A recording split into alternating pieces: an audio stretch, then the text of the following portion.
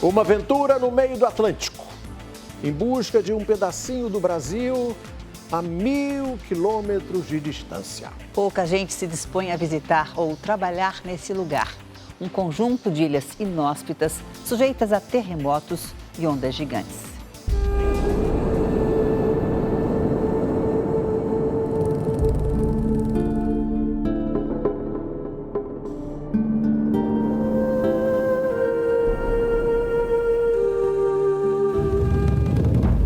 Um conjunto de ilhas no meio do nada, como pontas de uma montanha que apareceu das profundezas. Pequenas, mas traiçoeiras, elas marcaram o destino dos primeiros que cruzaram o Atlântico. Conta a história que uma caravela de nome São Pedro se espatifou contra as rochas afiadas em 1511.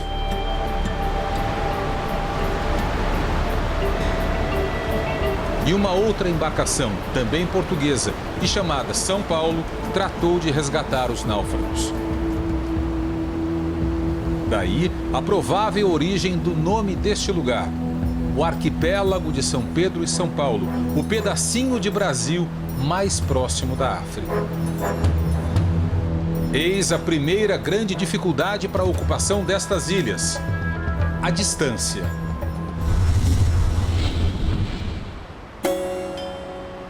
Aí estão as ilhas na imagem de satélite. Nossa capital mais próxima é Natal, no Rio Grande do Norte, a 1.100 quilômetros das ilhas.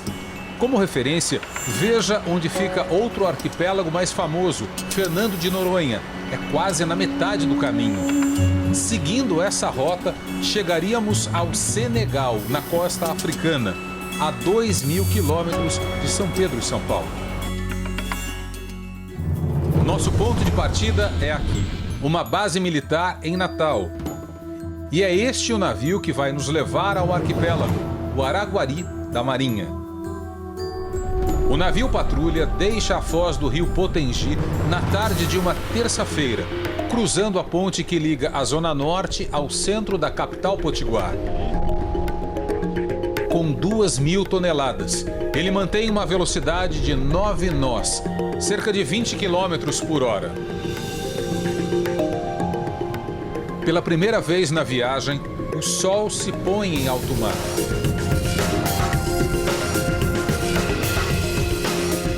Quantas vezes iríamos assistir a esse espetáculo na viagem de ida? 3. 3 noites navegando. Até a data prevista para nossa chegada, primeiras horas da manhã de sexta-feira. Só então, o Araguari não estava mais sozinho na imensidão azul.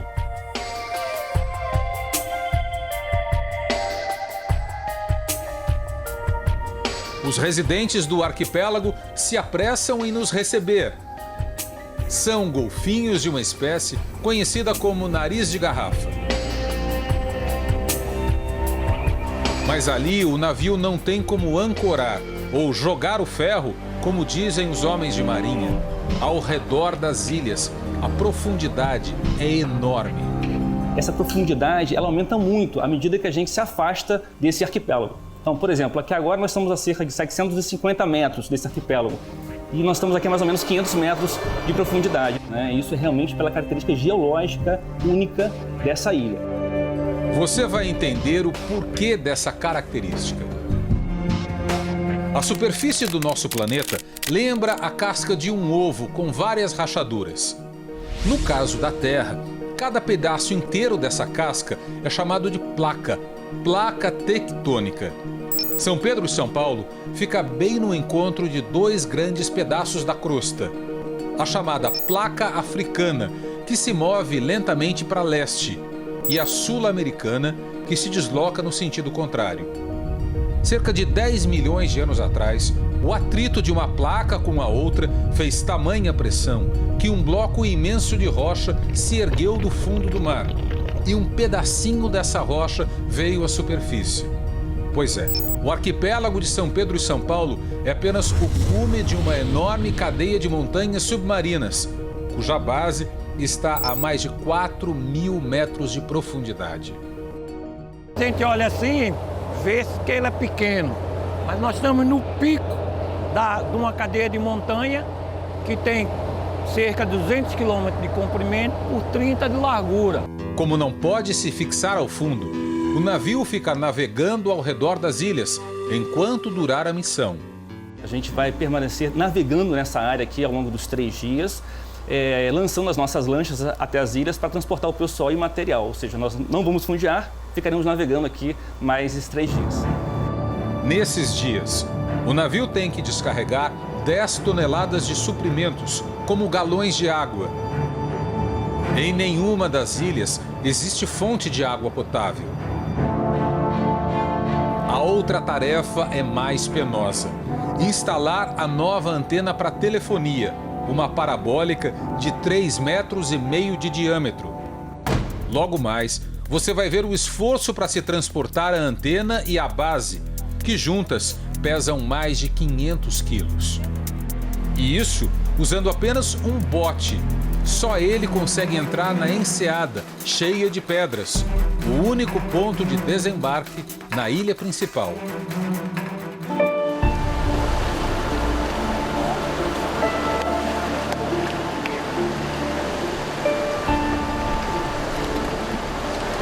"62 horas depois de sair de Natal, eis que chegamos ao nosso destino, São Pedro e São Paulo.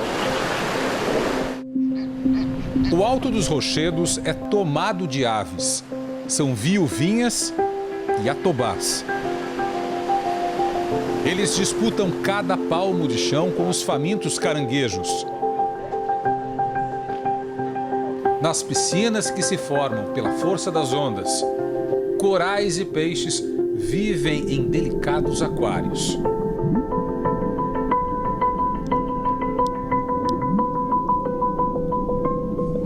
Tem tanta ave que as ilhas parecem pintadas de branco. Branco é o chamado guano, em outras palavras, sujeira de atobá. E ao redor das ilhas, muita vida, num ambiente que desconhece desequilíbrio entre as espécies. Neste oásis, fincamos também a nossa presença. Das 10 ilhas daqui de São Pedro e São Paulo, esta onde nós estamos é a maior. Foi batizada de Belmonte, o mesmo nome de um navio da Marinha que trouxe para cá o primeiro farol em 1931. A Ilha Belmonte tem 100 metros de uma ponta à outra. E é aqui que foi instalada a Estação Científica, uma base de pesquisa que garante a ocupação do Brasil no arquipélago, de forma ininterrupta, ao longo dos últimos 20 anos. Em junho de 1998, foi erguida a primeira estação. E ela conheceu mais uma grande dificuldade para se habitar este lugar: a força das ondas.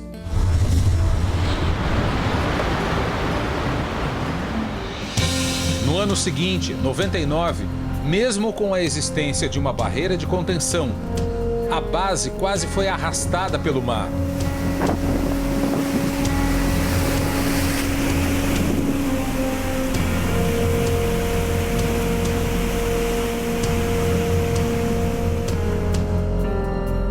Reparos feitos. A casa então foi erguida sobre colunas de concreto. Só que, de novo, as ondas mostraram sua força em 2004 e a seguir em 2006. Depois de mais esse incidente com a estação, foi criada aqui na parte alta da ilha, bem debaixo do farol, esta espécie de abrigo para os pesquisadores. Aqui atrás tem saco de dormir, radiocomunicador, comida e água para uma situação de emergência que dure 2 ou 3 dias.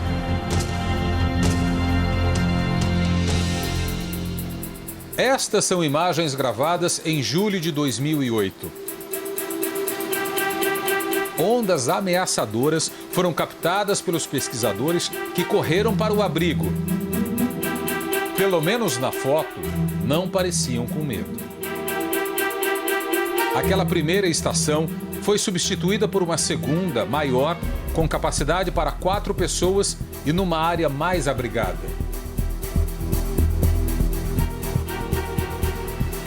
há 10 anos, ela vem sendo exposta à fúria do oceano. A base foi projetada para resistir a outra força brutal da natureza.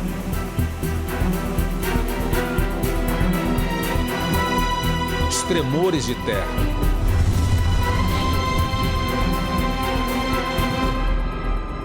Em nenhum outro lugar do Brasil há uma incidência tão grande de tremores de terra quanto aqui em São Pedro e São Paulo. Por isso, a estação científica foi construída sobre colunas que possuem um sistema de amortecedores. São estas colunas que absorvem o abalo sísmico, evitando maiores prejuízos à base. Neste lugar, são registrados de 2 a 3 terremotos por semana. Os abalos em São Pedro e São Paulo variam de 2 a 5 graus na escala Richter, que vai de 1 a 9, sendo 9 um cenário de devastação completa. No arquipélago, já se sentiu um terremoto de 6,2 graus. Na escala Richter, é o suficiente para espalhar o pânico e causar danos consideráveis a prédios. O professor Thomas Campos, da Universidade Federal do Rio Grande do Norte, sentiu um terremoto quando estava a bordo do navio. Madrugada, a gente sentiu, todo mundo acordou como se o barco estivesse atropelando uma grande estrutura. A onda de choque bateu no barco, né? Todo mundo, o que é isso, né? Se estivesse atropelando alguma coisa. Foi um terremoto muito forte? Foi um tremor razoável, 4,8, uma coisa assim. Ao contrário do que acontece no Pacífico, o professor diz que em São Pedro e São Paulo não há risco da temida onda gigante após o terremoto. As movimentações das placas tectônicas no Oceano Atlântico, a movimentação dela é horizontal. Ela não tem movimento vertical. Então, esse movimento é insuficiente para mexer essa coluna d'água. Não existe nenhum risco? Não existe hipótese de que isso não. A despeito dos tremores, das ondas e da distância, 1.350 pesquisadores já passaram pela estação científica, revezando-se em períodos de 15 dias na ilha. Muita gente dizia, Jorge, por que você vai para tão longe? Mas eu digo, tão longe, é lá que existe a possibilidade de a gente trabalhar e ter resultados de uma forma muito rápida. É lá que acontecem as coisas. É lá que o laboratório está lá. O laboratório não está na minha sala, o laboratório está lá no São Pedro e São Paulo. Talvez ninguém conheça tão bem o arquipélago quanto o professor Jorge Lins.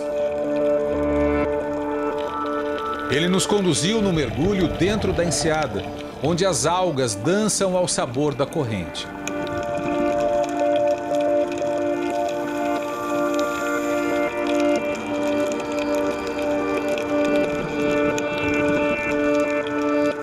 Aqui, mais uma dificuldade enfrentada pelos cientistas: as correntes marinhas.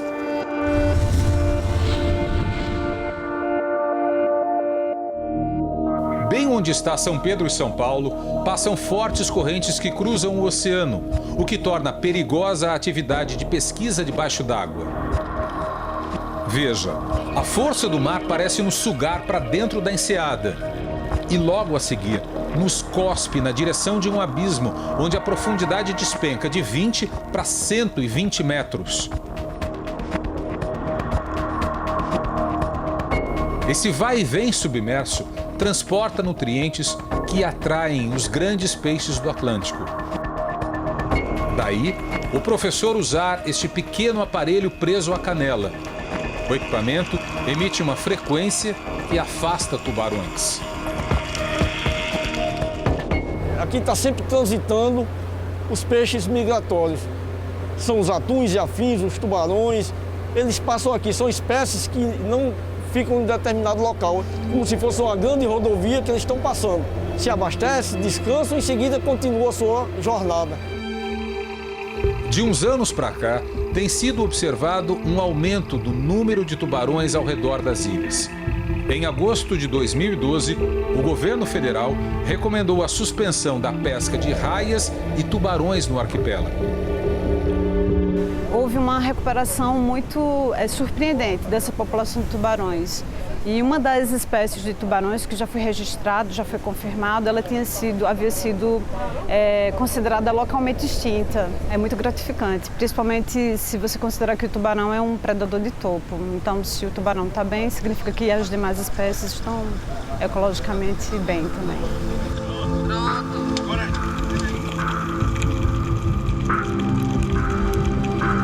A presença de pesquisadores aqui, com o apoio do pessoal da Marinha, provou às Nações Unidas que São Pedro e São Paulo é sim um Brasil habitável. E isso nos rendeu uma fortuna gigantesca para o futuro. Entenda. O Brasil tem direito de explorar uma faixa do mar e também do fundo do oceano. É o que se chama de Zona Econômica Exclusiva, agora marcada no mapa. São 370 quilômetros a partir do litoral.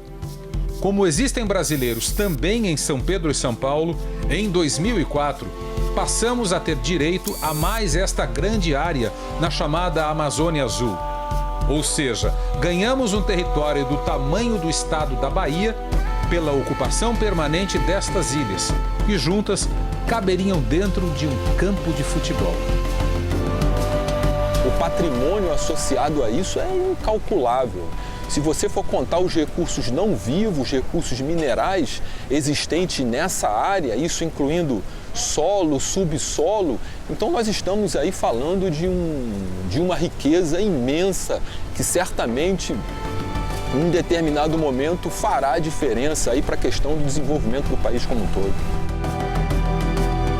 Isso não é novidade nenhuma para os ingleses. Eles mantêm o domínio de um cinturão de arquipélagos no chamado Atlântico Sul. São territórios britânicos as ilhas de Ascensão, Santa Helena, Tristão da Cunha, Gough, Sanduíche, Geórgia e Orcadas do Sul, e ainda as Falklands, também conhecidas como Malvinas. O Reino Unido e a Argentina entraram em guerra pelas Malvinas em 1982.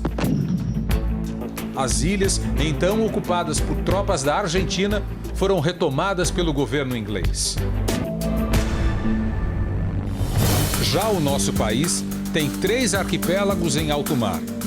Um ao redor da Ilha da Trindade, que fica a 1.200 quilômetros do litoral do Espírito Santo, o mais distante da costa brasileira. Outro é Fernando de Noronha, onde a Marinha tem um projeto, já aprovado, para a construção de uma estação científica. E o terceiro, São Pedro e São Paulo, que não recebe visitantes, apenas militares e pesquisadores.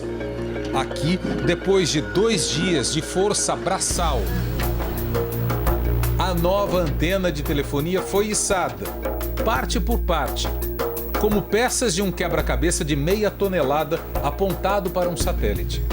Hora de ver se todo o esforço não foi em vão. Estação Araguari.